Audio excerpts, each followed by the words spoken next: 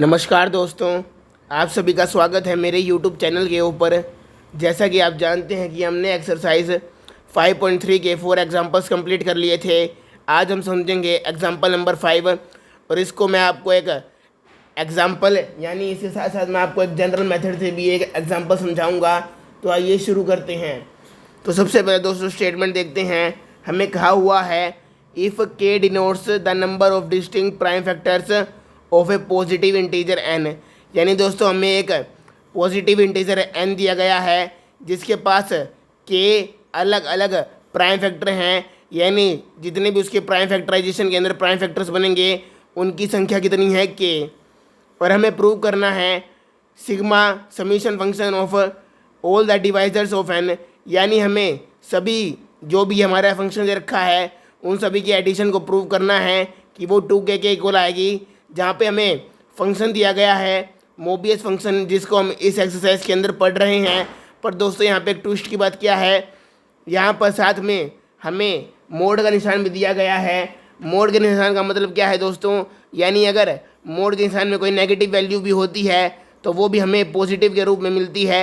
चाहे आप किसी भी नेगेटिव नंबर को मोड के अंदर डाल दीजिए तो वो हमेशा आपको पॉजिटिव आंसर देता है, और अगर आप किसी पॉजिटिव नंबर को मोड के अंदर डाल देते हैं तो इसको भी ये पॉजिटिव आंसर करके ही देता है। यानी चाहे नंबर नेगेटिव हो या पॉजिटिव, आंसर आपको हमेशा पॉजिटिव ही मिलेगा।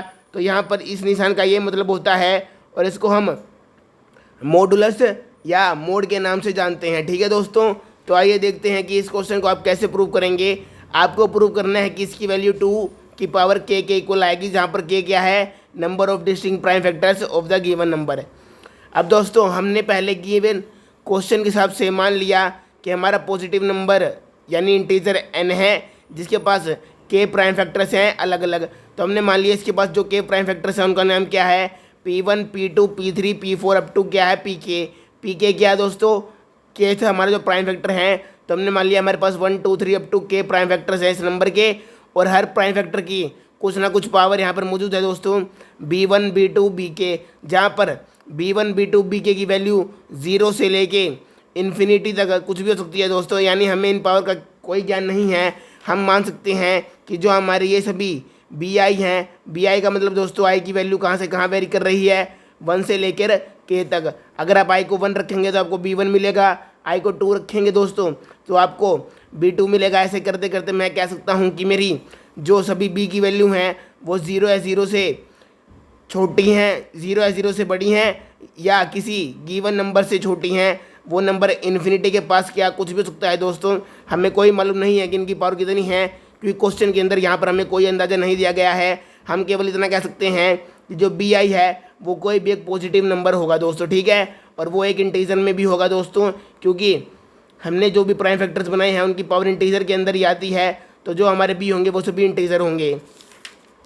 अब दोस्तों हम देख लेते हैं कि आगे हमने क्या करना है। हमने बता दिया जो हमारे b1 b2 bk हैं वो सभी 1 या 1 से बड़े हैं। ठीक है दोस्तों, 1 या 1 से बड़े क्यों, क्योंकि हमने कहा है कि हमारे पास k प्राइम फैक्टर हैं। तो जैसा कि दोस्तों मैंने बताया यहाँ पर 0 वैल्यू हमने कंसीडर नहीं की। क्यों नहीं की, क्योंकि अगर किसी नंबर की वैल्यू यहाँ पर 0 हो गई तो वो 1 के इक्वल हो जाएगा और वो प्राइम नंबर नहीं रहेगा।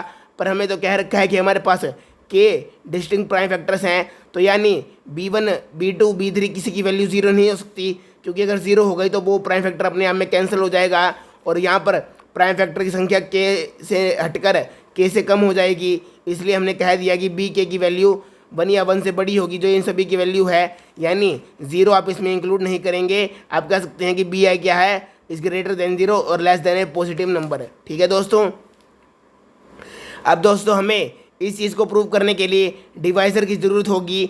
तो डिवाइज़र के तौर पर मैंने मान लिया कि लेट एनी डिवाइज़र डी, तो हमने मान लिया कि डी हमारा कोई भी एक जनरल डिवाइज़र है। ये हमारे एक किसी भी डिवाइज़र की जनरल फॉर्म को डिनोट करता है, यानी इस नंबर के जो भी डिवाइज़र्स होंगे वो सभी डी की फॉर्म के होंगे। और डी हमने किस फॉर्म का मान लिया, p1 की पावर a1 p2 की power a2 up to pk की पावर ak, यानी हमारे जितने ही प्राइम फैक्टर्स हैं हमने उनको भी इस डी के कंसिडर कर लिया और इन सभी की पावर a1 a2 ak मान ली, जहाँ पर a1 a2 ak की वैल्यू क्या है दोस्तों, 0 या 0 से बड़ी और b से छोटी। यानी दोस्तों अगर आप i को यहाँ पे 1 रखते हैं दोनों जगह तो आपको क्या मिलेगा कि 0 की वैल्यू जो A1 की वैल्यू है वो 0 या 0 से बड़ी है और B1 से छोटी है। ऐसे ही जो A2 की वैल्यू होगी, यहाँ पर आप 2 रख दीजिए, तो A2 की वैल्यू 0 या 0 से बड़ी और B2 से छोटी होगी। ऐसे ही AK की वैल्यू 0 या 0 से बड़ी और BK से छोटी होगी, जहाँ पर B1 B2 BK हमारे ऊपर दिए गए हैं। अब दोस्तों आप कह रहे होंगे कि ये चीज़ तो हमें याद रखनी पड़ेगी, ये आई कैसे, इसका क्या मतलब है, वो मैं आपको एग्जाम्पल के हिसाब से समझाता हूँ कि इसका क्या मतलब है। अब दोस्तों देखिए, मैंने इस क्वेश्चन के हिसाब से एक एग्जाम्पल लिखा है जिससे आपको ये वाला हिस्सा बिल्कुल ईजिली समझ में आ जाएगा। तो दोस्तों मैंने मान लिया कि मेरे पास कोई इंटीजर है और मैंने उसकी वैल्यू 20 मान ली, ठीक है दोस्तों। और अब मैंने 20 का यहाँ पर प्राइम फैक्टराइजेशन कर दिया, क्योंकि आप जानते हैं हमें यहाँ पर प्राइम फैक्टराइजेशन गिवन है, तो मैंने इसका प्राइम फैक्टराइजेशन कर दिया, जो मुझे मिला 2 की पावर 2 इंटू 5, ठीक है दोस्तों। अब दोस्तों इस जनरल फॉर्म में मैंने इसको कन्वर्ट करने के लिए इन दो नंबर से कंपेयर कर दिया, क्योंकि हमारे पास यहाँ पर दो ही प्राइम फैक्टर्स हैं, तो यहाँ पर P1 और P2 दो ही प्राइम फैक्टर्स आएंगे जनरल फॉर्म में। और इनकी पावर क्या है दोस्तों, देखिए यहाँ पर पावर 1 है और यहाँ पर पावर 2 है, तो यहाँ पर मैंने लिख दिया B1 और B2। आप इससे इसको कंपेयर कीजिए तो आपको क्या मिलेगा, जो P1 की वैल्यू है वो तो 2 के इक्वल ली है मैंने, और जो मेरी P2 की वैल्यू है वो मैंने 5 के इक्वल ली है, ये देखिए दोस्तों। और यहाँ पर B1 क्या है, जो P1 की पावर है, तो यहाँ पर 2 की पावर कितनी है 2, तो B1 आ गया 2, और यहाँ पर P2 की पावर को B2 लिया गया है, तो यहाँ पर 5 की पावर कितनी है दोस्तों 1, तो B2 हो गया 1। तो देख लिया दोस्तों मैंने इसको कैसे कंपेयर किया, इस कंपैरिजन को ध्यान से देखिएगा आप। अब दोस्तों ये देखिए, जो ये वाली फॉर्म है, क्या मैं इसको ऐसे लिख सकता हूँ। आप जानते हैं दोस्तों, अगर आप किसी भी नंबर की पावर को 0 करें तो वो हमेशा 1 आता है, चाहे यहाँ पर कोई भी नंबर हो, अगर आप उसकी पावर को 0 कर देंगे तो आंसर आपको 1 मिलेगा। तो दोस्तों देखिए, मैंने 2 की पावर 2 को कैसे लिख लिया, 2 की पावर 2 इंटू 5 की पावर 0। अगर आप इसको खोलेंगे तो ये 1 बनेगा, और 1 के साथ मल्टीप्लाई होकर 2 की पावर 2 2 की पावर 2 में ही रह जाएगा। तो इस टर्म को मैंने, इस हिस्से को 2 की पावर 2 को ऐसे खोल लिया, और 5 की पावर 1 को मैंने ऐसे खोल लिया, जहाँ पर मैंने 2 की पावर 0 कर दी और 5 की पावर वही छोड़ दी जो यहाँ पर थी। तो ये मैंने जनरल फॉर्म आपको किस लिए खोल के दिखाई है, ताकि आप आने वाले स्टेप को समझ सकें। अब दोस्तों देखिए, यहाँ पर हमें दिखाए गए हैं कि ये सभी हमारे प्राइम है और ये सभी इसके प्राइम डिवाइजर्स हैं एन के, पर हमें तो जनरल डिवाइजर चाहिए, यानी हर वो डिवाइजर जो इसको डिवाइड करता हो, चाहे वो प्राइम हो या कंपोजिट नंबर हो, उससे हमें कोई मतलब नहीं है। तो दोस्तों पहली बात तो क्या लिया, मैंने डिवाइजर ले लिए 20 के। जैसे हमारे यहाँ पे एक जनरल डिवाइजर है, तो वैसे ही मैं एक 20 का जनरल डिवाइजर आपको बना के दिखाऊंगा, ठीक है दोस्तों। तो दोस्तों मैंने देख लिया 20 कौन सी डिवाइजर है हमारे पास। 1 हमारे पास 20 का डिवाइजर होता है, 2B 4B 5B 10B और 20B, ये सभी 20 के डिवाइजर्स हैं। ये कैसे निकाले दोस्तों, मैंने 20 को 20 ले लिया और उससे छोटे वो सभी नेचुरल नंबर ले लिए जो 20 को डिवाइड करते हैं, क्योंकि दोस्तों जो 20 से छोटे नेचुरल नंबर होंगे जो 20 को डिवाइड करते होंगे वही 20 के डिवाइजर्स होंगे। तो मैंने एक जो 20 था तो 20 ही कंसीडर कर लिया, और उससे छोटे सभी वो नेचुरल नंबर जो 20 को डिवाइड करते हैं वो कंसीडर कर लिए, जहाँ पे हमारे पास प्राइम नंबर्स भी है और कंपोजिट नंबर्स भी हैं। अब दोस्तों देखिए, मैंने इन सभी नंबर को प्राइम नंबर्स की फॉर्म में लिख लिया। 1 को तो मैंने एज इट इज लिख लिया, 2 को मैंने 2 लिख लिया, इसको मैंने 2 का स्क्वायर लिख लिया, इसको मैंने 5 लिख लिया, इसको मैंने 10 लिख लिया, इसको मैंने 20 को ऐसे लिख लिया, जो हमारे प्राइम फैक्टर्स की फॉर्म है। और अब आप चाहे तो आप 1 को भी 2 की पावर 0 या 5 की पावर 0 लिख सकते हैं, क्योंकि वो भी ऐसे प्राइम नंबर में रिड्यूस हो जाएगा। अब दोस्तों देखिए, मैंने 1 को फर्दर कैसे लिखा, 2 की पावर 0 इंटू 5 की पावर 0। ये टर्म क्या आएगी दोस्तों 1, ये भी 1 आएगी, तो 1 इंटू 1 1 हो जाएगा। तो मैंने 1 को ऐसे खोल लिया, 2 को मैंने कैसे खोला, 2 की पावर तो 1 है और 5 की पावर 0 है। ऐसे दोस्तों मैंने क्यों किया, मुझे यहाँ पर दिखाई दे रहा है कि मेरे पास यहाँ पर 2 प्राइम नंबर है और 5 प्राइम नंबर का यूज़ है, यानी मेरे पास 2 और 5 दो ही प्राइम नंबर हैं जो मुझे मेरे प्राइम फैक्टराइजेशन में भी दिखे थे। तो मैंने हर नंबर को 2 और 5 की फॉर्म में रिड्यूस कर लिया। ऐसा मैंने क्यों किया आपको पता चलेगा, पर दोस्तों आप याद रखिए, जो भी यहाँ पर आपको नंबर दिख रहे हैं प्राइम नंबर, जो कि हमारा 2 और 5 है, मैंने हर नंबर को उनकी फॉर्म में रिड्यूस कर लिया। तो यहाँ पर 1 की फॉर्म ये बनी थी, 2 की फॉर्म ये बनेगी 2 की पावर 1 5 की पावर 0, क्योंकि 5 की पावर 0 क्या हो जाएगा 1, और 1 की मल्टीप्लाई एक साथ होगी तो 2 ही आएगा। ऐसे ही 2 के स्क्वायर को खोल लिया, 2 का स्क्वायर इंटू 5 की पावर 0। ऐसे ही 5 की पावर 1 को क्या खोल लिया, 2 की पावर 0 इंटू 5 की पावर 1। इसको कैसे खोल लिया, 2 की पावर 1 5 की पावर 1, और इसको 2 की पावर 2 5 की पावर 1। ठीक है दोस्तों, तो मैंने इन सभी डिवाइजर्स को जो हमारे 20 के थे पहले इस रूप में कन्वर्ट किया, और इससे फिर मैंने इसको जनरल फॉर्म में कन्वर्ट किया। अब दोस्तों ये हमारे डिवाइजर थे सभी, हमने सभी डिवाइजर्स को लिख लिया। अब इनका एक जनरल फॉर्म बनाते हैं। तो दोस्तों ये जो हमारा डी है वो एक जनरल फॉर्म का डी है। तो इसको मैंने कैसे लिखा, 2 की पावर A1 इंटू 5 की पावर A2। तो दोस्तों आप देख सकते हैं हमारे हर डिवाइजर के अंदर 2 और 5 दो ही प्राइम फैक्टर थे, और यहाँ पर हमें गिवन नंबर में भी दो ही प्राइम फैक्टर मिले थे जिससे हमने ये बनाए हैं। तो दोस्तों मैंने यहाँ पर 2 और 5 दो प्राइम फैक्टर से ले लिए, इनकी पावर मैंने ले ली A1 और A2। अब दोस्तों A1 की वैल्यू क्या क्या हो सकती है? A1 की वैल्यू 0 हो सकती है, 1 हो सकती है, 2 हो सकती है। 0, 1 और 2, यानी दोस्तों जो हमारा A1 है वो 0 और 2 के बीच में लाई करता है दोस्तों, क्योंकि A1 की हमें यहाँ पे 3 ही पॉसिबल वैल्यू दिखती हैं, 0, 1 और 2। यहाँ पे भी 0, 1 और 2, यानी दोस्तों जो हमारा A1 है वो 0 से लेकर 2 तक लाई करता है। और ऐसे ही जो हमारा A2 है वो उसकी वैल्यू क्या है दोस्तों? 0, 0, 0, 1, 1, 1, यानी दोस्तों जो हमारे A2 की वैल्यू है वो 0 से लेके 1 तक है। अब दोस्तों ध्यान से देखिए, 2 क्या था? हमने देखा था जो हमारा B1 था उसकी वैल्यू 2 थी, तो 2 की जगह मैंने B1 रख दिया और 1 की जगह मैंने B2 रख दिया। तो दोस्तों हमने देख लिया कि जो हमारा A1 है वो 0 से लेके B1 तक लाई करता है, और जो हमारा A2 है वो 0 से लेके B2 तक लाई करता है। यानी मैं कह सकता हूँ कि जो हमारा AI है, जहाँ पर I की वैल्यू हमारी क्या है इस केस में हमारी I की 1 और 2 दो ही वैल्यू हैं, क्योंकि हमारे पास दो ही प्राइम फैक्टर्स मौजूद थे। तो हमने कह दिया कि जो हमारा ये AI है वो 0 से लेके BI तक लाई करता है, यानी हमारा A1 B1 से छोटा होगा या इक्वल होगा, और A2 हमारा B2 के इक्वल या छोटा होगा। तो दोस्तों हमने देख लिया कि हमारी जो जनरल फॉर्म है वो इस केस में रिड्यूस हो गई, जहाँ पर 2 क्या था? P1 की वैल्यू, और 5 क्या था? P2 की वैल्यू। तो दोस्तों आपने देख लिया होगा कि ये फॉर्म कैसी आई। देखिए दोस्तों हमारे पास यहाँ पर ये फॉर्म थी P1 P2, तो हमारे डिवाइजर के अंदर भी क्या फॉर्म आई? P1 P2। यहाँ पर हमारा क्या था? B1 B2, तो यहाँ पर हमारा आया A1 A2, जहाँ पर A1 A2 की वैल्यू क्या है? 0 से लेके B1 तक, और A2 की वैल्यू है 0 से लेके B2 तक। ऐसे ही दोस्तों हमारे यहाँ पर K प्राइम फैक्टर्स थे, तो डिवाइजर के अंदर K प्राइम फैक्टर्स आए P1 P2 Pk। यहाँ पर B1 B2 Bk था, तो यहाँ पर A1 A2 Ak आया, और यहाँ पर A1 A2 और Ak की वैल्यू आई यहाँ पर 0 से लेके B1 तक A1 की, A2 रखेंगे तो B2 से छोटी या इक्वल आएगी। ऐसे करते करते हमने सभी ये जनरल फॉर्म निकाल ली जो मैंने आपको यहाँ पर निकाल के दिखाई। तो आप समझ गए होंगे कि हमने ये जनरल डिवाइजर कहाँ से निकाला, जो मैंने इस एग्जाम्पल की हेल्प से आपको समझा दिया कि इस जनरल डिवाइजर को हमने कैसे निकाला है। अब दोस्तों मैं आपको उम्मीद करता हूँ आपको ये क्वेश्चन ईजिली समझ में आ गया होगा। अब दोस्तों जो हमें गिवन चीज़ थी लेफ्ट हैंड साइड उसको उठा लेते हैं और इस आंसर को जल्दी से निकाल के दिखा देते हैं। अब दोस्तों देखिए यहाँ पर हमारा समीशन है divisor of n U of D। तो दोस्तों हमने एक जनरल फॉर्म निकाल लिया है हर डिवाइजर की, जैसे कि आपको इस एग्जांपल के अंदर दिखाया कि ये हमारे डिवाइजर की जनरल फॉर्म है। उसी प्रकार इस क्वेश्चन के अंदर हमारे जनरल डिवाइजर की फॉर्म ये है, तो हमने ये वाली फॉर्म इसके अंदर रख के दिखा दी दोस्तों। ठीक है, D की जगह हमने ये वैल्यू रख दी, जहाँ पर A1 A2 AK की वैल्यू क्या है दोस्तों? लेस देन 0 और less than equal to BI। ठीक है दोस्तों, जहाँ पर I की वैल्यू क्या है? I की वैल्यू हमारी इस केस के अंदर बन रही है 1 2 अप टू K। तो दोस्तों हमारी I की वैल्यू 1 से लेकर K तक लाई कर रही है, क्योंकि हमारे पास K डिस्टिंक्ट प्राइम है, जहाँ पर हम देख सकते हैं यहाँ पर B1 से लेकर B तक की हमारी चीज़ आई हैं। तो I की वैल्यू हमारे इस केस में 1 2 अप टू K है। ठीक है दोस्तों, अब दोस्तों आपने इंट्रोडक्शन के अंदर ही पढ़ा होगा कि जो मोबियस फंक्शन है वो एक मल्टीप्लिकेटिव फंक्शन होता है, जहाँ पर मैं इन सभी को अलग करके लिख सकता हूँ मल्टीप्लिकेटिव फंक्शन की प्रॉपर्टी से। क्योंकि दोस्तों आप जानते हैं सभी प्राइम आपस में हाईएस्ट कॉमन फैक्टर 1 रखते हैं, सभी प्राइम्स की जीसीडी आपस में 1 होती है। तो मैं इसको मोबियस फंक्शन को मल्टीप्लिकेटिव फंक्शन वाली फॉर्मूले से खोल सकता हूँ। तो मैंने एक बार मोबियस फंक्शन को P1 की पावर A1 के साथ खोल दिया, मल्टीप्लाई में P2 की पावर A2 के साथ खोल दिया। ऐसे करते करते मल्टीप्लाई मैंने इसको Pk की पावर AK के रूप में खोल दिया, जहाँ पर अब I की जगह आप वैल्यू रख सकते हैं। यानी A1 के केस में आप यहाँ पर A1 और B1 लिख सकते हैं इस फॉर्म को खोल के।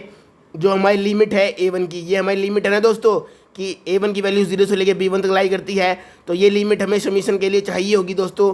तो ये आप लिखना ना भूलें। ऐसे ही अगर यहाँ पे A2 है तो A2 की वैल्यू कहाँ से कहाँ तक है? 0 से लेके B2 तक। ऐसे ही AK की वैल्यू कहाँ से कहाँ तक है? 0 से लेके BK तक। तो दोस्तों मैंने मल्टीप्लिकेटिव फंक्शन की प्रॉपर्टी से इसको खोल लिया, जहाँ पर ये हमारे सारे मल्टीप्लाई के अंदर आ गए। अगर आप भूल गए हो मल्टीप्लिकेटिव फंक्शन क्या होता है तो इसको इंट्रोडक्शन पार्ट में या अपनी बुक के इंट्रो में ज़रूर चेक कर लीजिए। अब दोस्तों ये हमारी फॉर्म आ गई, पर दोस्तों आप देख सकते हैं ये अभी कॉम्प्लेक्स हुआ है क्वेश्चन। हमारे पास हर टर्म अलग अलग है, तो पहले हम पहली टर्म को सोल्व करेंगे, और पहली टर्म को सोल्व करने के बाद आप दोस्तों देख सकते हैं यहाँ पर केवल P2 A2 इनका ही फर्क है। तो यानी जो हमारी पहली टर्म का आंसर आएगा उसको हम बाकी टर्म्स के ऊपर भी एज इट इज़ अप्लाई कर सकते हैं। सिमिलरली लिख के। तो आइए दोस्तों अब पहले इस वाली टर्म को खोल लेते हैं। इस वाली इक्वेशन को आप स्टार नाम दे दीजिए और हम पहली टर्म को खोलने के साथ शुरू करते हैं। अगर हमें पहली टर्म का आंसर ऐसा मिल गया जहाँ पर P1 और A1 इंक्लूडेड नहीं होंगे, यानी कोई जनरल आंसर मिला, कांस्टेंट मिला, तो वो हम सभी टर्म्स के ऊपर अप्लाई कर सकते हैं। तो दोस्तों आइए इस टर्म को खोलते हैं। तो ये टर्म मैंने लिख ली दोस्तों। अब दोस्तों यहाँ पर मैं एक एक करके लिमिट रखूँगा, यानी दोस्तों A1 की वैल्यू जो 0 से लेके B1 तक है, मैं एक एक करके A1 की वैल्यूज पुट करूँगा और यहाँ पे समीशन है, तो यानी हर टर्म के बीच में प्लस आएगा। ठीक है दोस्तों। तो दोस्तों मैंने पहली टर्म लिखी म्यू P1, A1 की वैल्यू, पहली वैल्यू क्या है दोस्तों 0, तो पहली वैल्यू 0 रखी, फिर वैल्यू रखी 1, फिर वैल्यू रखी 2। ऐसे करते करते मैंने B1 तक A1 की सभी वैल्यूज रख दी, यानी हमारी A1 की छोटी वैल्यू क्या थी 0 और A1 की ग्रेटेस्ट वैल्यू क्या थी B1। तो मैंने ऐसे करके सभी वैल्यूज रख दी। यहाँ पर हमारे समीशन का साइन था। समीशन मतलब क्या होता है दोस्तों, हम जानते हैं एडिशन, तो हमने इन सभी टर्म को ऐड कर दिया। ठीक है दोस्तों। अब दोस्तों देखिए ये वाली टर्म का आंसर क्या आएगा। मैंने बताया था किसी भी नंबर की पावर 0 क्या होती है 1, और म्यू ऑफ 1 क्या होता है दोस्तों, म्यू ऑफ 1 होता है 1, तो हमने यहाँ पर लिख दिया 1। अब दोस्तों ये क्या है, प्राइम नंबर की पावर 1। दोस्तों मैंने आपको कल वाले फॉर्मूले में बताया था कि अगर आपको मोबियस फंक्शन निकालना हो किसी भी प्राइम नंबर का जिसकी पावर 1 हो, तो उसका आंसर हमेशा क्या होता है -1, जब यहाँ पर पावर 1 होती है और गिवन नंबर प्राइम होता है। तो यहाँ पर मॉडुलस के अंदर क्या आया दोस्तों, हमारा मोड के अंदर आया दोस्तों -1। ये 1 भी हमारा मॉडुलस के अंदर है, तो इसको भी हम मोड के अंदर लिख लीजिए। अब दोस्तों याद रखिएगा, मैंने आपको एक फॉर्मूला लिखवाया था इंट्रोडक्शन पार्ट के अंदर कि अगर आपको किसी भी नंबर की पावर k मिले और साथ में कोई नंबर मल्टीप्लाई में मिले, तो इसका आंसर हमेशा 0 आता है। ये 0 कैसे आता है दोस्तों, ये मैंने आपको इंट्रोडक्शन के अंदर बता दिया है। तो उम्मीद करता हूँ आपको ये वैल्यू पता होगी 0 कैसी आई। अगर नहीं पता हो तो मैं बता देता हूँ। हमारे मोबियस फंक्शन की डेफिनेशन में हमने देखा था कि अगर हमारे पास कोई भी स्क्वायर फैक्टर हो तो उसका मोबियस फंक्शन हमेशा 0 आता है। और यहाँ पर स्क्वायर फैक्टर तो इसके अंदर इंक्लूडेड होगा ही, जहाँ पर k की वैल्यू 1 से हमेशा बड़ी होगी और पॉजिटिव होगी।